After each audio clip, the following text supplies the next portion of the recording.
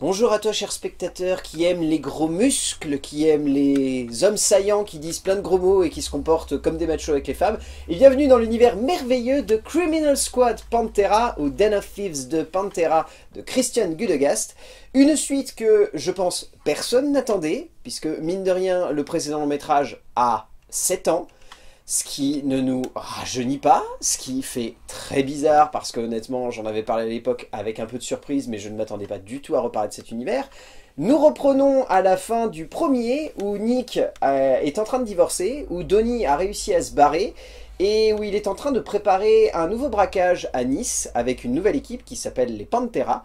Et Nick, en grand gentleman qu'il est, décide de débarquer à Nice, de foutre un peu le bordel et de se rapprocher de Donnie pour peut-être lui demander un petit peu plus que simplement ce qu'il veut faire comme braquage. Je vais rester évasif, on abordera ça un petit peu dans l'écriture, même si honnêtement il n'y a pas de gros spoil à aborder. On s'est quitté sur un gros nanar, mon cher FX, on se retrouve sur des gros muscles. Je ne sais pas s'il y a un lien à faire entre les deux, mais je me suis dit qu'au moins, t'allais passer un bon moment. Butler aurait fait un Craven plus sympa que le Craven. Oh oui, joli lien, joli lien. Comment vas-tu? Ah bah écoute, très bien, très bien. Ouais. Bonne année. Non mais... Ce projet était étrange en fait, parce que je t'avoue que déjà à la base, moi le premier, comme je te l'ai évoqué un petit peu en off, je suis allé le voir en me disant, il y a l'originalité que ça soit un réalisateur, donc Christian Gudegast qui est un scénariste, réalisateur et producteur d'action qui n'est pas non plus hyper réputé. Dernièrement, le dernier boulot qu'il avait fait avec Gerard Butler, c'était Mayday, qui était sympathique, mais voilà, c'était un bon petit film d'action. Mais voilà. L'originalité étant qu'à l'époque, le mec avait débarqué en disant « Regardez, j'ai un gros film d'action de bourrin entre des flics et des braqueurs, et c'est moi qui écris, réalise et produis le film. » Ce qui arrive très rarement dans ce genre-là. Hein. La plupart du temps, vous prenez un film d'action, c'est généralement un producteur qui débarque avec beaucoup de sous, qui prend un yes man, un scénario déjà tout fait, et puis peut-être qu'on aura une originalité, mais sinon ça ressort pas trop du lot. Le film ayant été une petite surprise assez sympathique à l'époque, je me suis dit... Sait-on jamais, peut-être que cette suite, qui arrive beaucoup trop longtemps après le premier, mais sait-on jamais, ça peut être sympa, elle peut avoir quelque chose d'atypique. Je pense qu'on en parle beaucoup en France parce que le film a une grosse majorité de son tournage qui est tout de même à Nice. Oui. Ce qui est la seule petite spécificité qui, je pense, fait que le film sort en salle en France, parce que sinon, on va pas se mentir, c'est typiquement le genre de film, ça m'aurait pas étonné de le retrouver sur Prime Video ou sur une autre plateforme en mode, on a récupéré les droits, on vous le balance. Bah, sachant que le premier, personne ne l'a. J'ai cherché un... Alors c'est Metropolitan qui a les droits, mais ils ont très vite cédé les droits en fait, et il n'y a aucune plateforme qui a les droits du film. Parce que bizarrement, Metropolitan a cédé les droits de très peu de ses films aux plateformes de streaming. Ce qui est assez surprenant, mais voilà, c'est une spécificité que tu auras, mais si tu cherches un film Metropolitan, tu vas galérer. À part de manière illégale, c'est très difficile de se le procurer, ou alors... faut se le choper en DVD ou en Blu-ray. Ouais. Par exemple, un truc tout bête, mais It Follows, qui est un excellent film, Metropolitan n'a jamais cédé les droits à une plateforme de streaming, ou alors au tout début, et depuis, ils n'ont pas envie de les céder. Mais donc, voilà, Criminal Squad fait partie de cette espèce de trou d'indisponibilité, et parce que je pense, honnêtement, à l'époque, quand il est sorti, tout le monde s'en foutait de ce film. Ouais, mais c'est bizarre, tu vois, le 2 sort cette semaine et le 1 est juste inaccessible en fait. C'est ça. Ce qui est très bizarre du coup, parce que je pense qu'il y a plein de gens qui vont vouloir aller voir le 2 et qui, peut-être même, tu vois, j'en ai discuté avec certaines personnes, ils étaient persuadés que c'était le premier volet d'une saga d'action. Parce que, vu que le premier... le 2, vu que le premier il est tombé un petit peu dans l'oubli, personne n'en parle. En plus, on a traduit en anglais un titre en anglais, c'est encore une fois les marketeurs français du génie. Hein. Ouais, non, mais parce que je pense que Den of Thieves, je pense qu'ils savaient pas comment le traduire en français, donc ils ont fait vas-y, mets un truc qui pète un petit peu en anglais, genre Criminal Squad. Mais bon. Alors que, attends, si ça a 7 ans, ça veut dire que c'est sorti en 2018. 2018. Après Suicide Squad, c'est audacieux de passer après Suicide Squad et se dire on va mettre un squad, ça va passer crème. Et pourquoi pas. Contexte placé, mon cher FX, qu'as-tu pensé de ce Criminal Squad Pantera? Eh bien, ma foi, j'avais pas vu le premier, du coup j'ai pas pu le voir, et en vrai, c'est tout à fait un résultat fort acceptable, hein, un film fort sympathique. Même si ça commence pas forcément sur les chapeaux de roue, mais... Mais non, c'était vraiment sympa. Oui, voilà. Oui. Alors, honnêtement, si vous avez aimé le premier, vous trouverez sympathique ce deuxième volet de Criminal Squad. Après, il n'y a aucune originalité puisque littéralement c'est un décalque du premier film. Je veux dire, dans la composition de l'écriture, dans la manière d'amener les personnages, dans la manière de structurer le récit, dans la manière d'amener un twist à la fin qui n'en est pas vraiment un d'ailleurs ici parce que je pense que c'était compliqué d'amener un autre twist que ce qui semblait particulièrement logique au gré de l'histoire. Le film est un bon moment d'action qui peine à être plus qu'un bon moment d'action. Dans le sens où... Je pense pas qu'il a l'ambition non plus d'être un grand moment de cinéma à côté. Tu vois, non, genre, mais tu vois, vu que Christian Gudegas, il s'est encore une fois beaucoup investi ici, je me dis qu'il devait avoir l'envie, ou si ce n'est l'envie, la passion de vouloir faire un récit qui soit tout aussi impactant que le premier. Le problème, c'est qu'on va pas se mentir, Christian Gudegas, c'est pas un grand scénariste pour écrire des êtres humains qui agissent les uns avec les autres et qui entretiennent des relations. C'est un mec qui est fait pour faire de l'action. Et les cas sont... Que ce soit la scène... Alors, parce qu'en fait, non, j'étais un peu médisant. La scène le film démarre quand même sur les chapeaux de roue. Ouais, hein. ouais, la scène d'action d'intro... oui, je suis parti, parce qu'après, on voit direct Gerard Butler et oh putain, c'est pas son rôle le plus charismatique. Mais c'est le personnage qui veut ça. Mais la scène d'intro est vraiment percutante, ça marche très bien, c'est chrono... Enfin, on sent qu'en plus, il a une gestion du temps, du timing et de l'attente qui est vraiment parfaitement gérée. Alors je dirais pas que c'est méga inventif, mais c'est quand même audacieux, on va dire. Les plans sont quand même, ça va chercher un peu loin, quoi. En fait, il y a une vraie gestion de la puissance de l'imagerie qu'il convoque. C'est-à-dire que Christian Gudegas, on aura l'occasion d'en parler dans la mise en scène, mais c'est un mec qui fait du cinéma à l'ancienne. Et quand je dis à l'ancienne, c'est vraiment à l'ancienne pure et dure. C'est-à-dire que pour lui, une scène d'action, il faut qu'il y ait le moins d'effets spéciaux par ordinateur possible. Et s'il doit y en avoir, il faut que ça serve une logique de mise en scène. Et là, honnêtement, j'essaye de réfléchir, je n'arrive pas à voir une scène où je me suis pas dit il y a un truc fait par ordinateur. Ils ont mis Gerard Butler au-dessus du vide d'un toit. Ouais. Je pense que l'assureur de Gerard Butler était là, oh putain. À se dire, non, ça les gars, ça serrer les fesses comme pour Jackie Chan et Tom Cruise. C'est ça, ouais. Genre, vous êtes sûr, on fait vraiment ça? Non, parce que dans 300, je me rappelle, hein, c'était bien en... Dans 300, c'était un fond vert, hein, voilà. Il n'y avait pas le vide derrière. Hein. Non, mais c'est clair qu'il y a deux films en un, en fait, un peu, il y a deux ambiances, et il y en a une qui est quand même bien meilleure que l'autre. Ah bah c'est clair, de toute façon, je te propose qu'on saute tout de suite dans l'écriture, parce qu'on va pas non plus tergiverser 10 000 ans sur ce long métrage. Donc à la base, il y avait les personnages qui avaient été développés par Paul T. Shearing et Christian Gudegas, que Christian Gudegas reprend tout seul ici à l'écriture. Voilà, disons que le film, tu l'as très bien défini, est vraiment segmenté en deux parties. Nous avons une première partie qui est un... Je vais mettre des énormes guillemets, mais vraiment des très très grosses. Un drame humain. La première partie, hein, c'est un drame humain. Tous les dramaturges grecs antiques se retournent dans leur tombe. Voilà, c'est ça. Bah, disons que c'est ça, parce que l'objectif c'est de placer des personnages, d'amener un contexte, d'amener une certaine intensité qui va faire qu'on va s'accrocher à eux, en détester certains, en apprécier d'autres. Le but, c'est vraiment en fait de situer une hiérarchie dans les rapports entretenus par les protagonistes. Donc, c'est une idée qui est sommaire dans l'écriture, mais qui au sein d'un film d'action est très complexe à amener. Parce que si tu le fais maladroitement, ton film, il sonne littéralement comme, creux, quoi. Comme un beau gâteau au caca, avec un magnifique glaçage et une belle cerise sur le dessus, mais derrière, c'est pas ouf non plus. Donc, Christian Gudegas a ça, et a une deuxième partie, comme dans le premier, où pendant 1 heure non-stop, il y a de l'action pure et dure. Et en termes d'écriture, la deuxième partie est beaucoup plus intéressante que la première, parce que disons que la première, c'est plus proche d'une série Z pas trop assumée, ouais, que d'un vrai moment d'action où on se dit, oh dis donc, il y a de la profondeur dans le rapport entre ce personnage. Ouais. Puis là, alors Nick essaye de niquer la meuf, et en fait la meuf c'est l'ex de un gars qui s'appelle Marco, qui a l'air d'être le con au fond, là, qui veut taper la baston avec tout le monde. D'ailleurs, cet acteur-là, il joue pas dans Gomorrah je crois que c'est un des gars. Oui, mais enfin ouais, il y a vraiment deux films, hein. T'as le film où... Oui, et ce qui est très marrant, c'est que même dans les dialogues, ça se ressent, parce que t'as le film où ils sont très pros, ils préparent leur plan jusqu'au bout, ils jouent un rôle devant les gens et tout. Et l'autre film où ça s'insulte, je pourrais te laisser dans le container jusqu'en Chine et tu seras là, inanimé. Et tu fais quoi? Tu seras là, morte. Ouais, Gérard Butler, tu n'es pas impressionnant, Gérard, là, c'est pas ton meilleur rôle. Hein.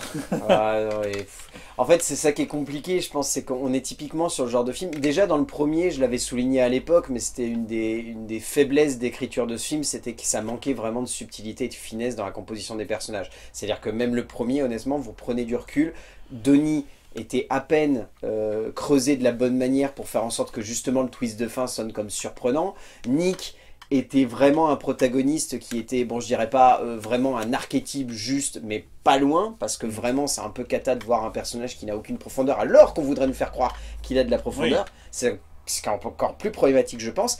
Et ici, bah, on se retrouve un petit peu dans cette même idée-là, même si, encore une fois, vu qu'on a en tête ce qui s'est passé dans le premier, on a un impact émotionnel qui est tout de suite plus vif, parce qu'on veut voir Nick réussir, et en même temps on se dit, Donnie, c'est pas non plus un mauvais bougre, il est plutôt charismatique là, plus que dans le premier, donc on a envie de le voir réussir son plan, parce que c'est un peu fascinant. C'est un protagoniste aussi, oui, il est passé au rang de protagoniste. Ah bah complètement, il suffit de voir dans le premier, où c'était clairement plus 50 Cent et Gerard Butler qui portaient le film, entre guillemets, sur la fiche. 50 Cent dans le premier. 50 Cent dans le premier, qui servait à rien d'ailleurs, soit dit en passant. Mais ça, c'est pour ça qu'il est pas là dans le 2. Ouais, parce qu'il est mort.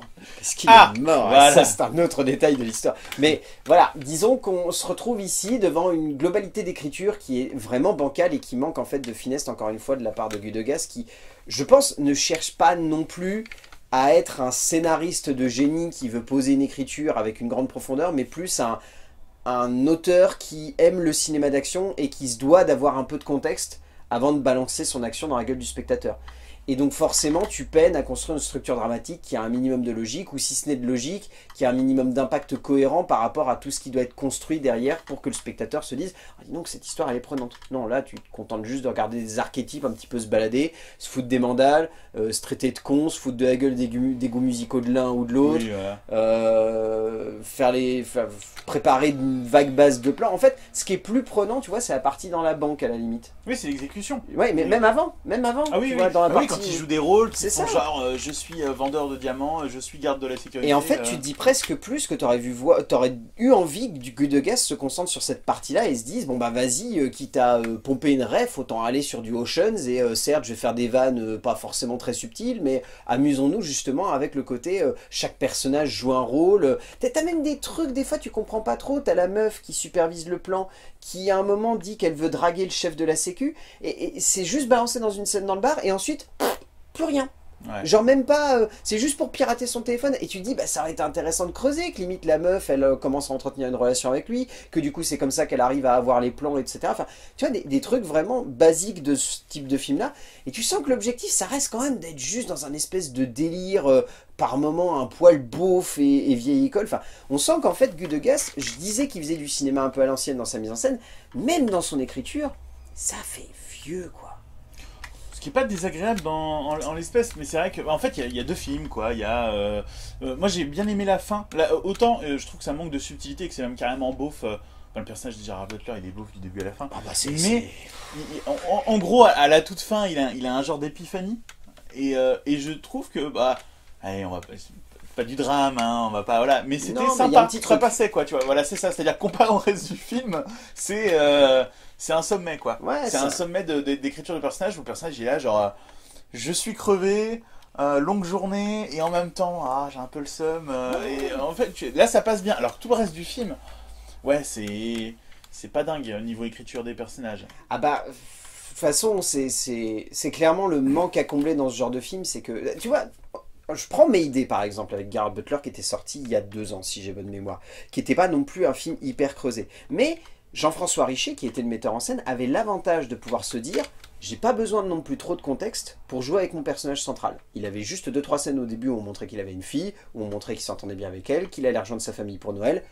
Il y a un accident, il se crash, point, un autre film commence. Donc au moins, tu avais juste ce qu'il fallait de contexte pour ensuite balancer ton action. Là, le problème, c'est qu'on est sur typiquement ce genre de film d'action où il y a tellement de contexte à placer et tellement de relations à tisser entre des personnages que du coup, c'est difficile pour le scénariste d'éluder ça et de se dire bon bah vas-y, on part direct dans l'action. Et en même temps, tu te dis, ça aurait été bien de presque faire genre 30 minutes uniquement sur ça et ensuite de nous faire un film d'1h30 où c'est vraiment bourrin, actionneur, intense, prenant. Mais non. À la place, il faut se taper des blagues un peu bouffes, des cuites dans des bars qui n'ont aucun sens. Et dont on se serait volontiers passé. Parce bah oui, le pire, c'est que ça annonce des trucs pour le film, genre il va tenter de draguer la nana et tout. En fait, finalement, ouais, voilà, en fait, ça sert juste à ça. Ça sert à d'avoir Nick draguer une meuf qui a 2 fois son âge, littéralement. Enfin, qui a 2 fois moins son âge. Ouais, 2 fois moins son âge. Le pire, c'est qu'après, il y retourne même pas.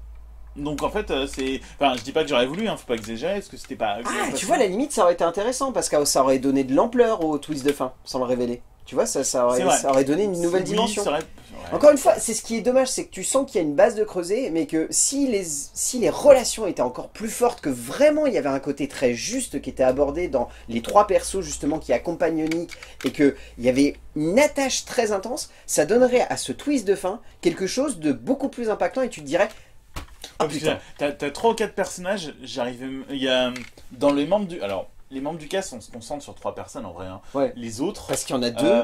Il y en a deux en fait. C'est Dragon, je crois. Ouais. Dragon qui est à peine abordé alors que le personnage a l'air d'être très cool. Oui. Mais Dragon est à quasiment t'as à peine lui abordé. et puis t'as le mec avec la queue de cheval qui en gros gère la sécurité quoi. Enfin, tu t'en fous.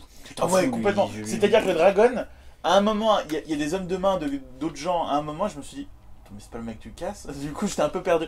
Il y en a même un qui est dans le casse à la fin. Tu ne sais pas qui c'est. Tu n'as pas eu le temps de t'impacter, mais c'est le problème de ce genre de film. Tu finis par te poser des questions et puis à la fin tu te dis bah, à quoi ça sert, je me pose des questions, vas-y, oui, voilà, juste de l'action. Ça, voilà. Et sur l'action justement, moi ce que je dirais c'est que d'abord il joue plus avec l'attente qu'avec l'action elle-même, c'est-à-dire que 90% du temps y a pas ça se tire pas en fait, hein. Pendant 2 heures de film ça tire pas en fait. C'est vraiment le jeu du chat et de la souris, et même dans la banque hein, c'est le jeu du chat et de la souris littéralement, et du coup mais ça rend chaque coup de feu ensuite impactant. Parce que tu dis, ça déconne pas. Et surtout aussi, c'est un film où, en fait, je sais pas pour le premier, mais celui-là, ils veulent pas tuer, en fait. Non. Et du coup, quand ils sont l'objectif, vraiment... c'est d'être le plus clean possible. C'est ça. Et du coup, quand t'as des tirs, ou alors t'as carrément des mecs qui meurent même après, j'irais pas choqué, faut pas exagérer, mais t'es un peu tu te dis, ah ouais, là ça devient vraiment sérieux, ils perdent le contrôle et tout. C'est ça. Et du coup, je trouve qu'il y a, sur l'attente et sur le timing du film, c'est très serré, et c'est franchement il y a une sacrée maîtrise en fait, hein, tout simplement, hein, sur la partie action qui rend la chose vraiment agréable quoi. Et c'est vraiment à mettre en contrepoint des dialogues, c'est-à-dire que je retournerai voir le film juste pour les scènes d'action, vraiment en vrai. Bah du coup tu me tends une très belle perche pour évoquer la mise en scène, qui elle pour le coup est vraiment la grande réussite on va dire de son métrage. Enfin je dis grande réussite à prendre avec des pincettes hein, parce que faut pas déconner non plus, mais c'est le point vraiment positif de son métrage. Ouais. C'est ce qui fait qu'on va voir ce film et qu'on se dit ah la vache j'ai vraiment été pris dans cette histoire parce que du coup ça fonctionne et parce que c'est impactant, parce que ça marche. Ce qui marche en fait c'est que Gudegast il a une manière de gérer la tension et de gérer l'intensité dans la construction de ses scènes qui fait qu'en tant que spectateur tu es réellement pris par tout ce qui se passe à l'écran. Il suffit de voir cette scène d'introduction qui en soi est très simple et fait vraiment écho à la scène d'ouverture du premier film avec beaucoup moins de violence, ou en tout cas beaucoup moins de violence, beaucoup plus de réussite, je dirais aussi. Ouais, voilà, oui. Et du coup, tu te dis, ok, je sais dans quel type de film je suis. Je sais ce que je veux voir, c'est un mec qui fait du cinéma d'action à l'ancienne, mais par contre, qui a une logique dans le découpage, dans la scénographie et dans la chorégraphie de l'action, qui me semble intéressant. C'est-à-dire vraiment, ça sonne comme neuf. Et après, par contre, on a toute cette partie d'exposition à Nice. Alors, par contre, le cadre de Nice est très cool. Ouais. Et finalement, de moins en moins exploité au cinéma. Ça aussi, pareil, ça fait partie un petit peu du côté un peu old school du long métrage. Parce qu'à une époque, si je me souviens bien, dans les films d'action, il y avait beaucoup de films d'action qui se passaient à Nice. Et dans le sud de la France en général. Et dans le sud de la France. Et ça fait quelques années où, pour des questions de budget, je pense, on préfère plutôt s'orienter vers l'Europe de l'Est. Alors ça, c'est l'héritage Steven Seagal du cinéma, je pense, parce que Steven Seagal, c'était devenu le spécialiste à une époque de tourner des films dans l'Europe de l'Est pour économiser un petit peu de sous. Je pense qu'aujourd'hui, c'est juste que ça doit être un petit peu compliqué de tourner dans l'Europe de l'Est, on va pas se mentir. Je sais pas ce qui se passe là-bas, mais je crois qu'il y a des difficultés. Mais donc voilà, c'est intéressant de voir que Gudegast, il s'est dit... Je vais prendre mon temps pour faire ce film parce que il faut que j'emmène mes personnages dans des endroits qui m'intéressent, et le cadre de Nice donne une certaine intensité au long métrage et fait que du coup tu te laisses plutôt bien embarquer. Et encore une fois on a cette gestion de la deuxième partie du film qui, je trouve encore une fois, est vraiment très très bonne. Et tu l'as très bien dit, c'est pas un film d'action survolté qui saute dans tous les sens, au contraire ça explose, on est vraiment sur un film de braquage très sobre, très élégant, qui joue très bien avec son intensité et qui vraiment se construit avec cette idée de il faut de la tension plus de l'action. Et c'est presque plus un film d'infiltration que de braquage presque, c'est à peu de choses près. Et ça fonctionne super bien. Enfin, vraiment, la deuxième partie, elle est très intense, elle est très haletante, et t'es vraiment, t'es Ouais. vraiment accroché dans ton fauteuil parce que, encore une fois, il y a cette crédibilité. Tu sens que on est vraiment dans un lieu, il n'y a pas de fond vert, il y a des scènes d'action où on sent que les explosifs ils sont vraiment présents sur scène, il y a des courses de bagnole qui sont vraiment très très cool Ouais. et filmées vraiment avec une La, gueule. la fusillade, moi je trouve qu'il y a, alors je sais pas s'ils ont fait un travail au niveau du son, mais la fusillade, chaque coup qui était tiré, t'avais l'impression que les mecs devaient se péter les tympans en le faisant, Mais c'est et déjà ça rend impactant en fait. c'est la chose. déjà ce que j'avais beaucoup aimé dans le premier. Il y avait une scène de fusillade vers la fin du film où je m'étais dit, je la trouve crédible. Ouais. Je la trouve pas criarde, je la trouve pas violente, je la trouve pas trop grandiloquente, je la trouve crédible. Même les sons des coups de feu, ils étaient un peu atténués. Comme si vraiment t'étais dans une scène d'action où c'est pas genre t'as un micro qui est à 2 cm du flingue et t'entends des basses ultra fortes dès que chaque coup de feu est tiré. Et je trouve qu'on ressent ça à nouveau ici. Ouais. Il y a cette idée de vouloir faire une bonne scène d'action, d'avoir des vides qui pètent, des personnages qui se prennent des balles, une forme de crédibilité entre guillemets dans l'action qui fait que tu te laisses embarquer. Et je crois que le seul effet spécial numérique que j'ai chopé, c'est une bagnole qui passe par-dessus un fossé. C'est tout. Ouais. Parce que sinon, tout le reste, les bagnoles se crachent, les bagnoles explosent, les bagnoles se retrouvent dans tous les sens, les bagnoles font des Fume virages à de la dingue. fin Enfin, et tout. Non, ouais. c'est bon, on leur fout le feu à la fin. Tu sens qu'ils ont vraiment foutu le feu à une bagnole. c'est ça. Non mais vraiment de ce côté-là c'était vraiment très bien. En fait je pense que son point fort c'est de jamais tomber dans la saturation. Mm. Ils vont vider 3 chargeurs en tout dans la fusillade par gars. Il y a que 2 gars qui tirent. Bon après je sais pas si c'était le cas dans le premier. Là j'avoue que le pilote ça aurait pu être du Fast and Furious. Ça roule en arrière pendant 20 minutes. Ça... Ouais, mais encore une fois, tu sens que ça passe plutôt bien parce que Oui. vu que derrière les C'est gars, pas too much. ouais, c'est ça, c'est pas tout much. En fait, c'est ça qui est amusant, je dirais, avec Gudegast, c'est que il a vraiment cette envie de vouloir faire du cinéma d'action un peu décomplexé à l'ancienne, avec vraiment des effets pratiques, et en même temps, il se dit, Il y a de la retenue. faut pas que j'en fasse Ouais, trop. moi je trouve qu'il y a de la retenue, c'est-à-dire que dans le cinéma d'action, genre Bad Boy par exemple, littéralement, on va vider 10 000 balles en fait. Ça va... En fait, ils comptent même pas leurs chargeurs, ils comptent même pas leurs balles. Il y Ils a te même disent des fois, pas. les chargeurs, clairement, ça se voit qu'ils ont été vidés il y a 3-4 plans, et Oui, pourtant ça continue de tirer. ouais. Là, tu sens qu'il y a un souci je vais pas dire du réalisme, mais de la crédibilité. Ouais, c'est ça. C'est-à-dire qu'il vide son chargeur, il fait mon chargeur est vide, et le mec qui est à l'arrière et qui a les réserves, en fait, qu'il avait planqué dans la bagnole, va donner des chargeurs au mec devant et ça retire. Et alors, t'as raison sur un point, le son il est pas non plus saturé, c'est-à-dire que tu te fais pas péter les oreilles, mais je trouve que les tirs sont impactants. Oui. Genre, tu sens presque le recul du gun, tu vois, et c'est pas un truc que tu ressens sur beaucoup de films en fait, quoi. En fait, encore une fois, je pense que Gudegast, à mon avis, bon, c'est aussi ce qui se ressent de manière globale dans ces films, c'est que je pense déjà les acteurs ont suivi un entraînement pour être le plus crédible possible dans la peau de leur personnage. C'est-à-dire qu'on sent que, vu que les 3/4, bon, en tout cas c'était le cas dans le premier, ils sont supposés jouer des ex-marines ou des militaires, tu sentais qu'il y avait vraiment une formation dans le sens où ils étaient cohérents dans la manière avec laquelle ils interprétaient leur personnage. Et du coup, quand tu sentais les tirs, tu disais... Le gars, il s'est entraîné à tirer. C'est pas genre juste on lui a filé un flingue entre les mains et on lui a dit vas-y tire. C'est genre vraiment il a subi un entraînement. Et je trouvais que ça amenait encore une fois cette cohérence par rapport au personnage qui faisait que tu te disais c'est crédible. J'y crois, ouais. Et je trouve qu'on ressent à nouveau ça ici dans le sens où ça se voit que les personnages ils se sont investis un minimum pour faire en sorte que chaque personnage avance dans la bonne direction et qu'on se dise ok c'est cohérent, c'est logique. On sent que vraiment ils y croient en fait à leur perso. De toute façon, tu sens que s'il a des lacunes en écriture, il en a pas dans tout ce qui est action ou même construction du plan et tout. On sent que là pour le coup, il est aussi méticuleux qu'il est beauf au début en fait. C'est ça. Et ça, honnêtement, c'est vraiment très appréciable. C'est le paradoxe de ce genre de cinéastes qui sont un petit peu perfusés à cette génération d'auteurs où tu avais Steven de Souza qui faisait des films d'action où les dialogues étaient hyper bien conçus, où derrière tu avais un metteur en scène qui amenait des scènes d'action hyper cohérentes avec une mise en scène très impactante. Et tu sens que c'est ça qui l'a impacté. Ouais. C'est ça qui l'a marqué, Gudegast, qu'il a envie de refaire des films comme ça. Et que, certes, on va pas se mentir, c'est très compliqué à faire aujourd'hui du cinéma comme ça. Je veux dire, c'est clairement pas le genre de film qui fait un carton au box-office parce que la plupart des gens, quand ils voient Gerard Butler en tête d'affiche, ils se disent oh là, qu'est-ce que c'est que ce truc un peu ringard. Moi, honnêtement, j'y allais en me disant ça sent la série B, quoi. Ça sent un peu le film Amazon Prime, Netflix, exclusivité, tu vois. Ouais, genre, c'est ça. Et au final.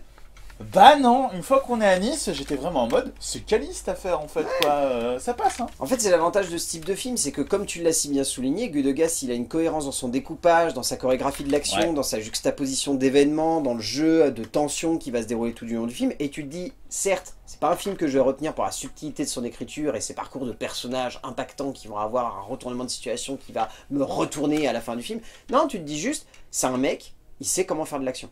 il sait comment faire de l'action, il sait comment construire ses plans, il sait comment juxtaposer un ensemble de scènes, il sait comment faire en sorte qu'une course-poursuite de bagnole, ça soit logique et cohérent, il sait comment chorégraphier une scène d'action avec le plus de tension possible pour pas faire en sorte que ce soit juste des mecs qui s'infiltrent dans une banque et puis basta, que ce soit vraiment des gars où on a envie qu'ils réussissent leur plan et que ça marche. Ouais. Et encore une fois, il y a toute cette construction de tension dans la banque qui je trouve est particulièrement bien faite, jusque dans les derniers instants où, juste avant que ça bascule, tu te dis, la vache, ils vont foirer. Ils vont foirer. Et c'est vraiment bien foutu. C'est pas très subtil, mais encore une fois, c'est pas ce qu'on demande à ce genre de film. Non, non, non. Et quand ça réussit à être impactant, on a envie de saluer le fait que le cinéaste, il ait au moins maîtrisé sa partie action. On souligne forcément que derrière, il y a des maladresses, il y a des facilités, En vrai, mais... je vais être peut-être un peu généreux, tu vois, mais tu lui rajoutes peut-être un dialoguiste ou mieux un scénariste, et en vrai, le film, je dis pas que c'est le meilleur film d'action de l'année, mais pas loin en fait. En fait, c'est ce qui faisait que ça marchait mieux sur le premier, c'était que Paul T. Shearing, dans l'écriture, avait amené ce qui manquait à Gudegast dans l'écriture pour faire en sorte que sa mise en scène derrière, elle soit impactante et elle soit juste comme il faut pour que tu te sentes embarqué dans l'histoire. Ouais, mais comme tu dis, il faudra un très bon scénariste, je pense, derrière, et potentiellement, parce qu'on va pas se mentir, ils veulent faire un troisième, hein, ça se voit, oui, ça se sent sent. comme une baraque, ouais. Pourquoi pas, mais il faut qu'il y ait vraiment un bon scénariste qui lui file un coup de main derrière, parce que sinon je pense qu'il va, il va se planter. Il va répéter les mêmes erreurs, quoi. Exactement, et ça risque d'être problématique. C'est ça. Casting. Rien de surprenant là-dessus. Honnêtement, le peu d'acteurs qui arrivent vaguement à ressortir, disons que c'est Evin Ahmad dans le rôle de Giovanna, donc la chef des Panthera. Oui. Sympathique, sans plus. L'actrice a plutôt une bonne gueule et elle s'en sort à peu près bien, mais voilà, il y a des moments où clairement elle sert juste de la meuf. C'est tout. Il fallait mettre une meuf dans la bande. Oui, c'est ça. C'est ce qui manquait déjà dans le premier. Dans le premier, il y avait vraiment cette espèce d'univers beauf, masculin, ils sont macho. vraiment entre couilles. De toute façon, même là, entre couilles. Même là, ouais, la nana, elle va aux chiottes, c'est bon, ça part. Ah, t'écoutes ça, ça fait un peu pédé, quoi. T'es limite à te dire, ils vont te sortir des trucs comme ça pendant le film. Je fais, ah, oh, c'est bon, quoi, un petit effort, les gars. C'est clairement pas très subtil. On a Salvatore Esposito et Orly Chouka qui jouent donc respectivement Slavko et Dragan, qui sont bien, mais bah, c'est des mafieux, quoi. En fait, l'intérêt, c'est que c'est ça qui fait que ça marche, mais ça marchait déjà dans le premier, c'est que Gudegast, il s'est entouré de gueules. C'est-à-dire que c'est pas des acteurs avec le meilleur jeu du monde. C'est pour ça que je te dis, je le reconnais. Il est instinctivement, tu le reconnais. Il a une bonne gueule à être un mafieux italien, lui. Mais il a vraiment une gueule. Il a joué. Je crois qu'en plus, il est vraiment spécialisé. Tu avais raison. Il a joué dans Gomorrah. Il a joué dans Gomorrah. C'est le fils du mafieux dans Gomorrah. Et sinon, il joue dans la série Fargo. Il a joué dans l'appel Jigrobot. Enfin, c'est vraiment un gars qui est spécialisé dans le cinéma d'action et qui aime bien ça. Ça se sent. Ouais. Alors Gomorrah, pour le coup, c'est pas de l'action. C'est pas que de l'action. Non, c'est pas que de l'action. C'est du drame. Et pour le coup, c'est. Mais moi, c'est pour ça, limite, j'aurais préféré. Mais vous le faites pas beaucoup parler, lui. C'est dommage. Peut-être qu'il sait, lui, en fait. Il sait peut-être un petit peu, c'est peut-être pour ça. Et puis après, bon, le casting tertiaire, c'est pas vraiment des acteurs qui sont si marquants que ça. On retient surtout après Gerard Butler et O'Shea Jackson Jr., oui. Qui est bon de rappeler que c'est tout de même le fils de Ice Cube, ce qui fait que... Bah oui, attends, mais j'ai failli me dire... pendant le film, je me suis dit, mais... franchement, si tu m'aurais été fait dans les années 90, ils auraient mis Ice Cube. Je me suis littéralement dit ça. Et ben, tu sais quoi, dans le biopic sur NWA, il avait joué son papa. Bah oui, forcément. Oui, forcément. Oui. Non, les deux sont bien. En fait, O'Shea Jackson Jr. a plus de liberté ici. On sent qu'il s'éclate beaucoup plus. Et en même temps, le personnage fait que c'est plus divertissant pour lui. Il est déjà c'est un vrai protagoniste. Oui, c'est ça. C'est plus un personnage en fond de toile qui va vaguement avoir 2-3 scènes impactantes. Là, c'est vraiment un protagoniste central du film.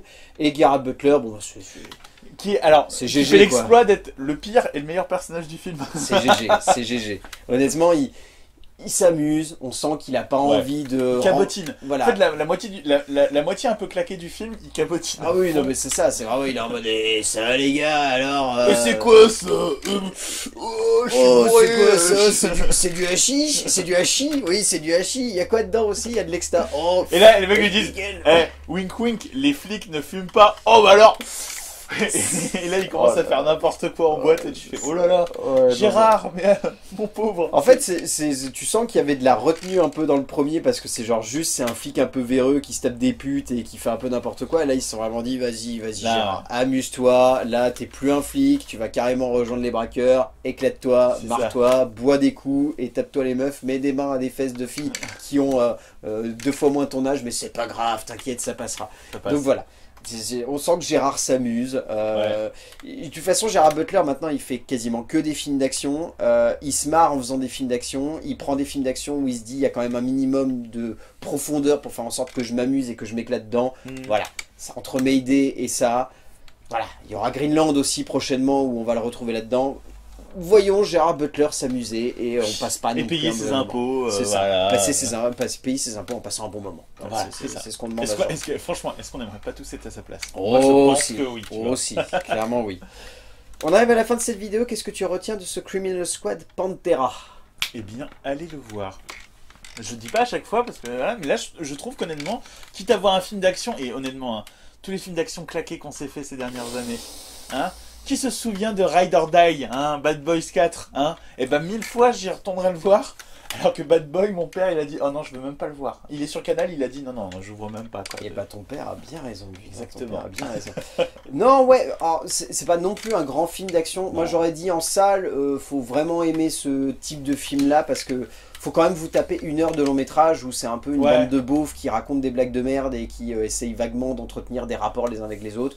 Donc faut quand même se coltiner ça. Après, si vous aimez ce genre de film, ça va vous plaire. Vous avez passé un bon moment, il y a une bonne ambiance, il y a quand même des scènes d'action qui fonctionnent très bien sur grand écran. Après, si vous me dites que vous n'avez pas aimé le premier, n'allez pas Oui, voir ben, cette suite, ça n'a aucune Non, mais utilité. j'amende mon avis. Allez le voir si vous avez un abonnement. Voilà. Sinon, effectivement, faudrait payer un demi-billet parce que la moitié du film, c'est pas ouf. C'est ça. L'autre moitié étant vraiment très bonne, si vous avez l'abonnement, Bonne ça vaut le idée. coup. Demander un demi-billet en Demi-billet. disant j'aimerais voir la partie action de Non, Criminal Squad Ce qui se Pantera. passe, c'est qu'il y a un mec qui vient avec moi dans la salle, je regarde l'intro, je me casse aux chiottes, je reviens 3/4 d'heure après, et là je m'assois. Très bonne idée, très bonne idée. Très bonne idée. À faire. À faire. Mais ouais, non, mais oui, donc Criminal Squad Pantera de Christian Gudegas, c'est sympa. Voilà, c'est ce que retenez ça, c'est sympa. Donc peut-être pas au cinéma en plein tarif, mais à la maison ou en Le salle. matin, c'est moins cher le matin au Et cinéma. voilà, très bonne Et idée. voilà, Le c'est un film matin, du matin. un bon petit film d'action, très bonne idée. 8 euros, ça se défend déjà, un peu plus. Ça se défend un peu plus. Merci mon cher FX. Merci à toi. Je ne sais pas. Ah si, je sais quand est-ce qu'on se retrouve. On se retrouve en février. Mais Il y a quoi en février? Oh, t'inquiète pas, tu verras. On va se retrouver. On va se retrouver avec Si, oh là là, un homme Bah en oui. costume. le retour des années 2000, Le retour de 2017, Fils 2018, prodigue. 2019. Eh oui, Mais oui, eh oui, ah là eh là. Vous n'êtes pas prêt pour... ouais, il va Ouais. falloir être brave. Vous l'avez? Oui, Wink wink. Oui, Voilà. oui, on l'a, on l'a. On l'a. Et d'ici là, on va dire aux gens d'aller voir des films parce que c'est bien d'aller voir des films et qu'on se retrouvera pour parler de films, bien évidemment. A plus. À plus. Et bah oui, parce qu'après les gros muscles de Gérard, on va voir les gros muscles d'Anthony Mackie. qui va Harrison surtout. Oh là là. Oh, me parle pas de malheur, j'ai vu la bande-annonce, franchement, je me dis, mais déjà pourquoi ils l'ont montré Non mais moi c'est vraiment genre enfin, franchement Harrison Ford ça fait des années qu'il en a plein le cul en plus des films d'action et là ils lui ont dit non mais t'inquiète Tu vas être C'est- tout rouge. tu vas être tout rouge